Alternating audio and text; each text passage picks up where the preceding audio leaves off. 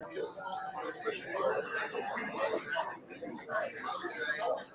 good morning, everyone. Thank you so much for joining us this morning as we pay tribute and we honor a dear friend to so many of us, beloved husband, father, and grandfather, just an extraordinary mensch and a true, dignified human being. Our beloved Arnold Hordish, Yosef Avram Ben Leib. At the Levaya, at the funeral that took place on Erev Pesach, we mentioned we would have this memorial because Arnold didn't get the tribute that he deserved. Obviously, right before Pesach, we weren't able to elaborate in the way that not only he deserved, but we deserve to memorialize and remember and be inspired by the extraordinary person that he was. He made a great sacrifice not having a full-fledged, elaborate Levaya. And I said then and I repeat now that Arnold's life, from what I knew and how I knew him, was filled with sacrificing for others, making those sacrifices.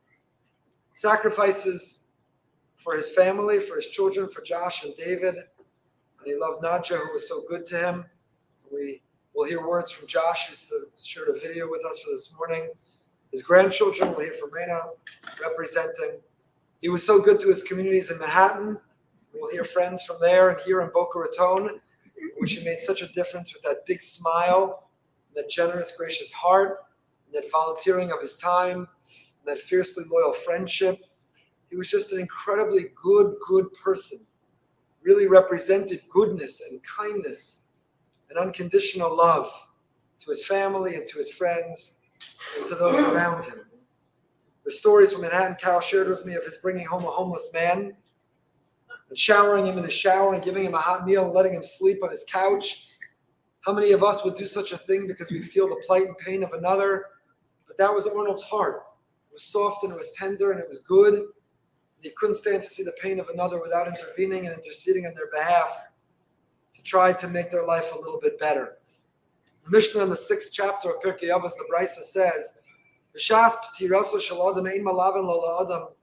The time and the moment a person leaves this world, they're not escorted lo b'kesev v'lo b'zav v'lo avanim tovos u'margalios. You can't take it with you. You've never seen a hearse with a U-Haul attached to it. The tachrichim don't have pockets. No matter how much you amass and accumulate, the time a person leaves this world, you simply can't take it with you. So all of that doesn't matter. The wealth and the material possessions, they don't come with you. Ela Torah umasim tovim belvad. The only thing that you can take is the Torah that you learned and you lived, and the good deeds, the kindness that you performed.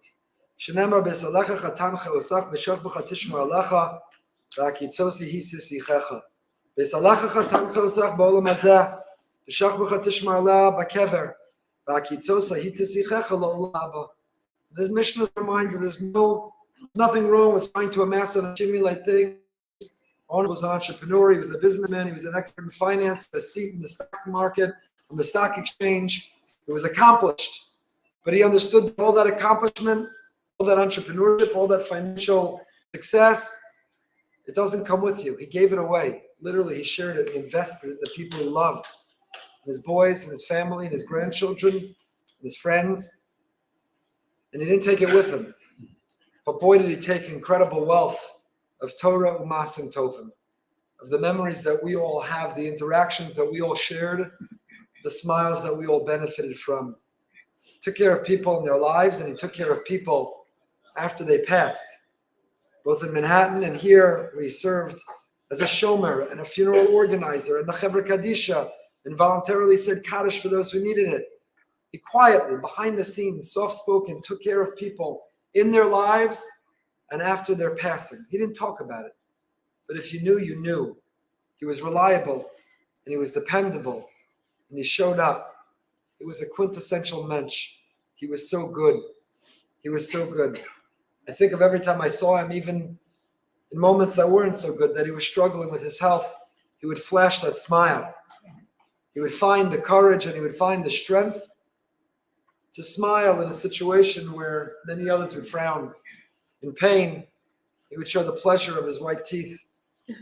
And I said at the funeral, and I'll repeat now, when I went to say Vidui with him the day before his neshama left this world, when it was clear it was the end to doctors and family, after we said Vidui together, Arnold asked about the shul, and he asked about the Moskowitzes, and with the last breaths that he shared with me, he showed concern for others. That's who he was, and that was the life that he lived.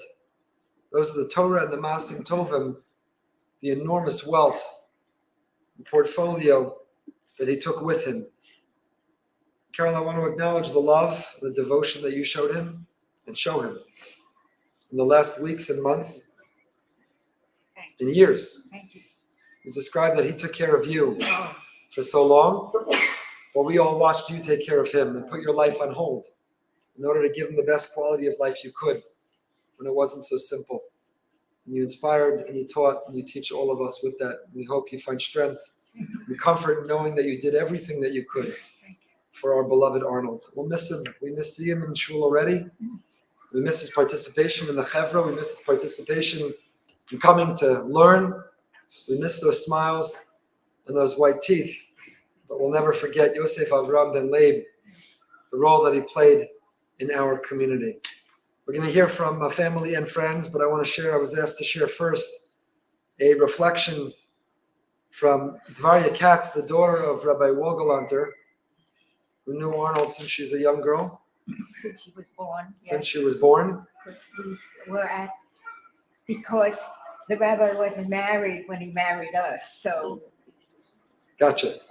Understood. Okay. So we'll share what she submitted. I'm struggling to find the words to say how sorry we were to hear that Arnold passed away. It is just really sad. I think that sums it up. An important and impactful chapter of our lives has ended, and it's really hard to close the book. When I think of him going the extra mile to make anyone really feel welcome in his presence. I bet he didn't think anyone noticed, but even as a very little kid, I remember noticing and being impressed by how kind and warm he was to total strangers who found themselves in our shul. He gave generously of his time and money and his heart. I was too young to remember all the details, but I have a vague memory of his spearheading the Petach learning program at MDS. He saw a gap and he filled it. Even if the specific memory is not accurate, the feeling it left in me is definitely real. I think of Arnold and I think he saw something that needed doing and he got it done. That's a legacy to be so proud of, and I'm glad I was there to witness its origin. On a personal note, his love for my father kept my dad going during some very difficult times. And we are eternally grateful for the gift of friendship. Every Friday I use the candlesticks you and Arnold gave me for my bat mitzvah. I think of you both weekly with gratitude for years and years of friendship and kindness. I want you to be comforted by wonderful memories. I hope you will be. I hope you're surrounded by kindness and friendship and love during this very sad time. You deserve so many hugs. I hope they will come from places you least expect. But meanwhile, accept one from me here. We join you in sadness, Dvarya and Eitan. It's the Wogelanter daughter. Yeah, the rabbi's daughter. Thank you so much. Continuing the theme from Manhattan and in that shul and at that time, we'll ask a dear longtime friend of Arnold, Herb Altman, to come share a few words. Oh, he's a judge. Judge Altman. Judge Altman. Judge. Okay, thank you.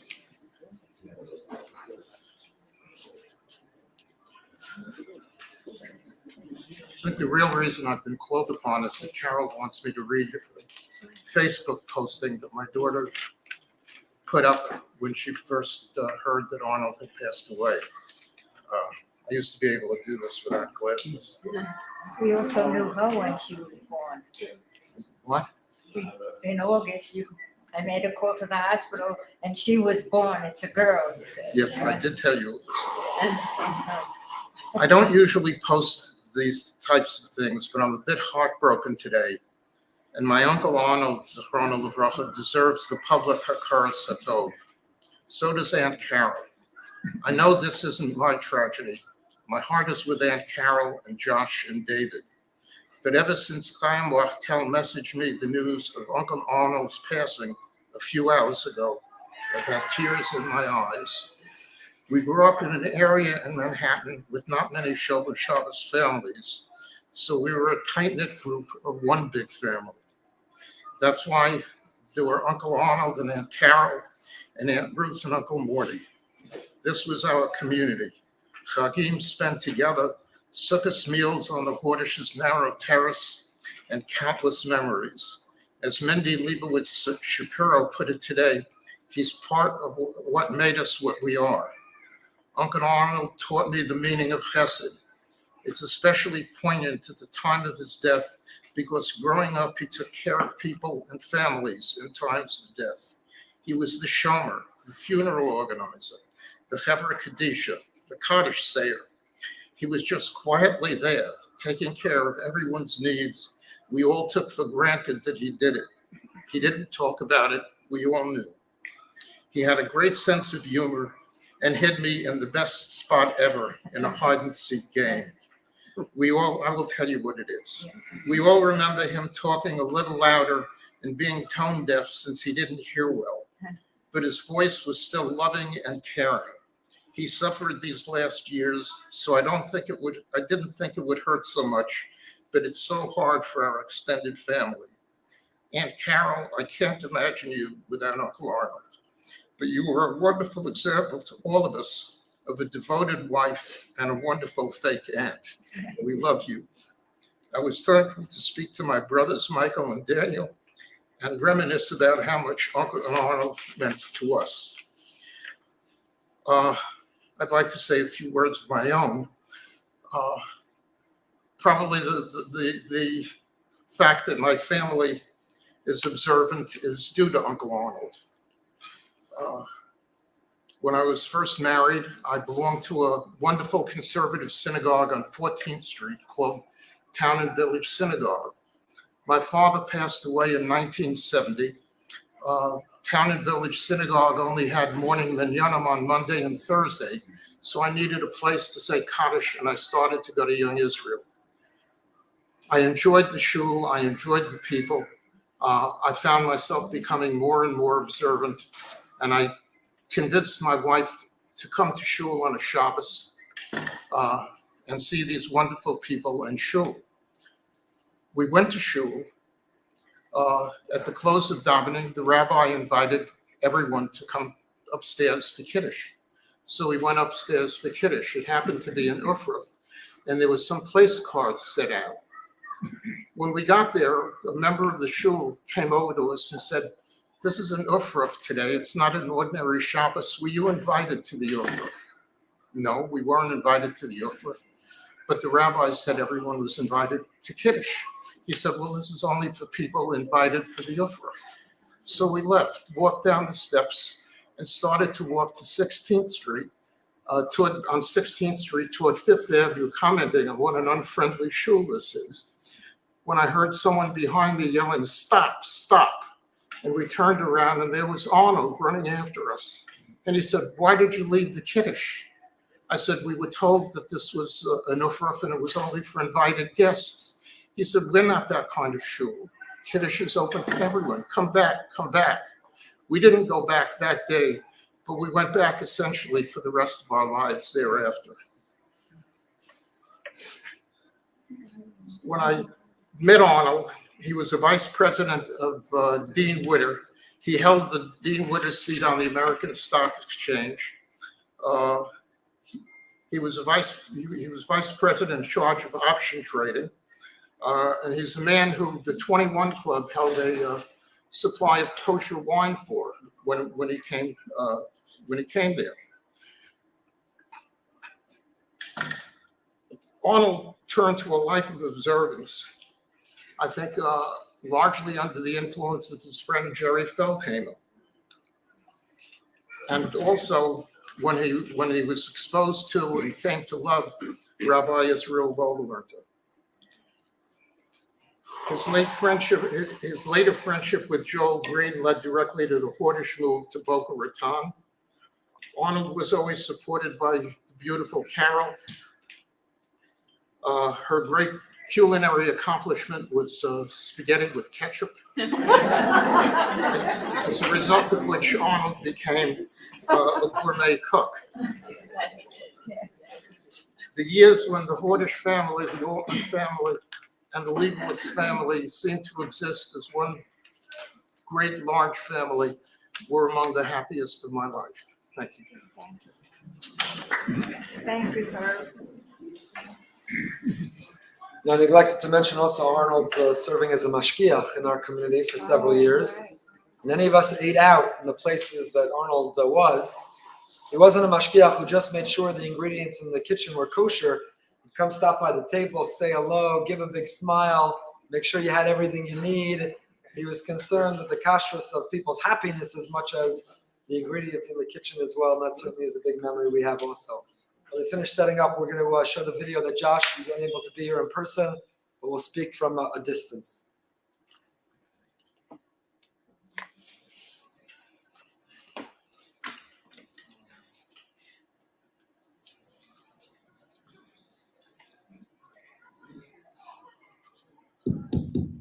Does it? My pop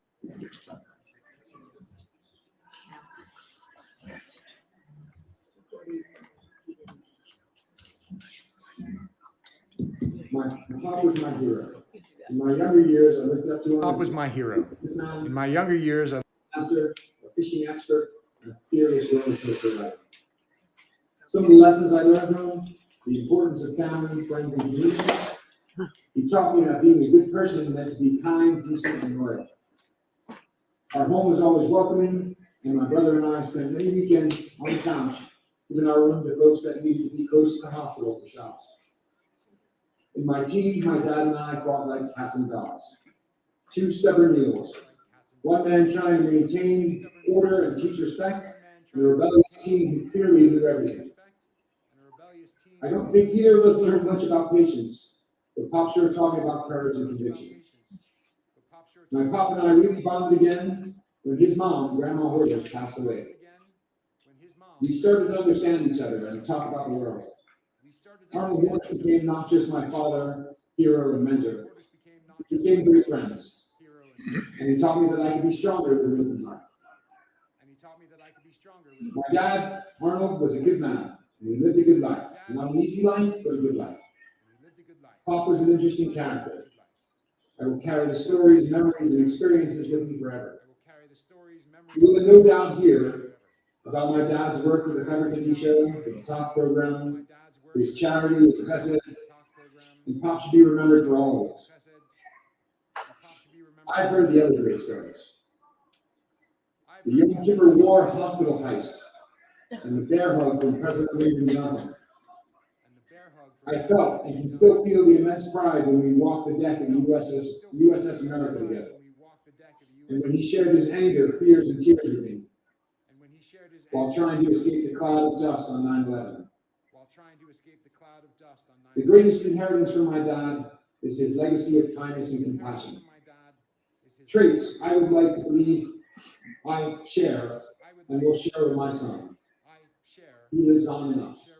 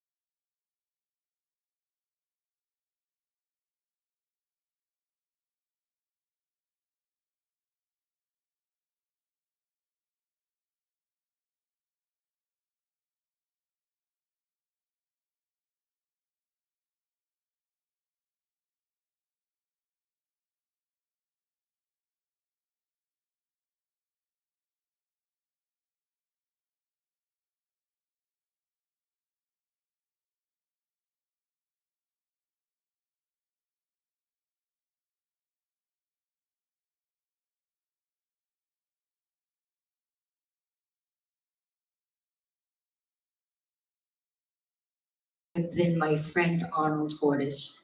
This is because no one I know was more loyal and dedicated to his friends than Arnold. He would give his whole neshama, his whole heart and soul to help a friend in need. There was no limit to Arnold's devotion to his friends, especially his friends at Young Israel of Fifth Avenue, and especially to Rabbi Israel Vogelenter.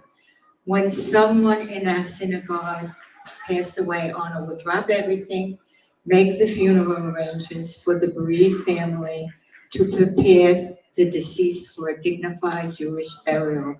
On a happier note, when one had a simcha, it was Arnold who took care of making sure that everything was just perfect for the kiddush. Arnold was like a knight in shining armor, ready to serve his community. However, if Arnold felt that someone wasn't acting appropriately, Arnold would let that person know about it. There was no sugarcoating things with Arnold. He told it like it is. He knew right from wrong, and woe to that individual who acted inappropriately.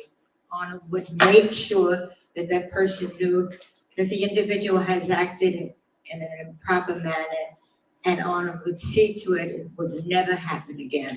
Arnold was a straight shooter, he really was, and a great friend, and I miss him dearly. Mitch Herson, that's who sent it, Mitch. And I miss him dearly too. I tell you the truth. When I was sick, all my married life, if I got sick and everything, I really had Arnold. He was like a nurse, or this and that. He, of course, learned how to cook, because I'm not a cook, and a lot of you might know it. And of course, out of necessity, he really had it. If he wanted a meal. Okay, that's beside that. But if I was sick, he was there. He was just there. He was the doctor. We had a lot of doctor friends, but he was the doctor. He got the medicine. He took me in. He made sure I slept. He just was there. When he got sick, he took care of himself, because I didn't know what I was doing, to be honest. He took so much care of me that I just didn't have to do it, even with the kids and everything. Anyway, I'm gonna miss you, Arnold. That was my husband with many stories I could tell, and we could talk in private. So, good night, Arnold. Darling, see you soon, honey.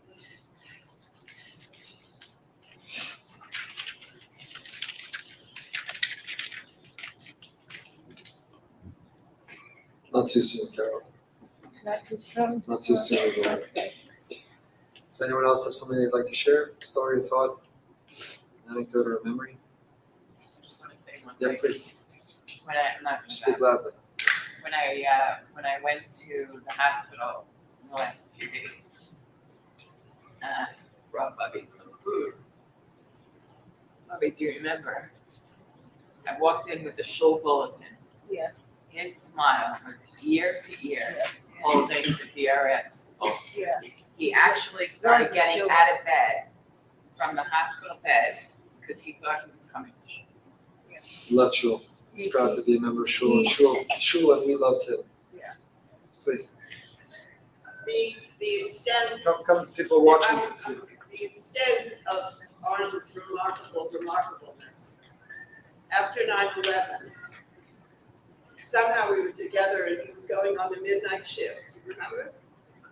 The midnight shift. There were three. There was a Jew, and there was a Catholic priest, and there was Israel. Yeah. and there was The bodies. I don't know. There was no, it wasn't him. It was an Asian. Religion. Okay. And if a thing that came in, it was sacred, and he was part of the blessing of the chaos of that night. 100 people who had this kind of end of days.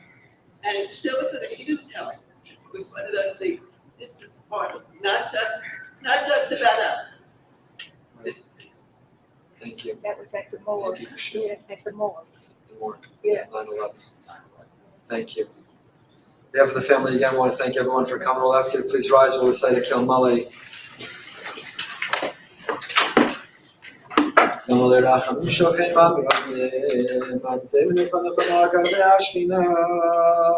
במעלות קדושים מתורן כזרע כי המזהירים נס נשמע יוסף אברהם בן לב שלח לעולמו בעבור שבלי נדע ניתן הפסקה בארץ קרס נשמע בגן עדן מנוחסה לכם על הרחמים יסתירהו וסייסה כנפיו לעולמים ביצור בצרחים את נשמע אדוני ונחלסה Yeno b'shalom mishkava send lots of strength, lots of comfort, lots of love to Carol, to the family. Please God, we should all gather in the future only for simchas and for happy occasions. Thank you. Thank you so much. Thank you, everybody, really, for being here.